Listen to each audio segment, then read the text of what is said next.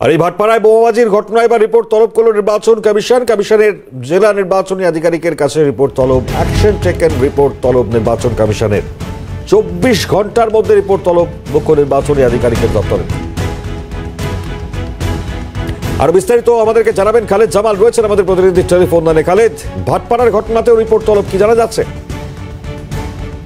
একেবারে দেখো, ভাটপাড়ার গতকালের যে বোমাবাজি, বিজেপি নেতার বাড়ির সামনে যে বোমাবাজি ঘটনা ঘটেছে, সেই ঘটনার পরিপ্রেক্ষিতে কিন্তু ইতিমধ্যে নির্বাচন কমিশনে অভিযোগ জানিয়েছিলেন ব্যারাকপুরের বিজেপি প্রার্থী অর্জুন সিং।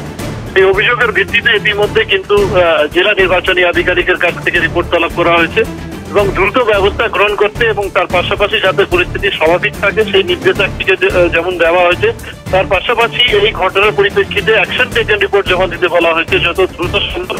তার কারণ এই ধরনের নির্বাচন পরবর্তী হিংসার ঘটনাটা নিয়ে কিন্তু উদ্বিগ্ন নির্বাচন কমিশন। তারা মনে করছেন যে অবিলম্বে এই ধরনের ঘটনাটা যাতে না ঘটে তার জন্য ব্যবস্থা গ্রহণ করতে হবে এবং সেই নির্দেশে কিন্তু ইতিমধ্যে জেলা নির্বাচনী আধিকারিককে দিয়েছে মুখ্য নির্বাচনী আধিকারিক দপ্তর।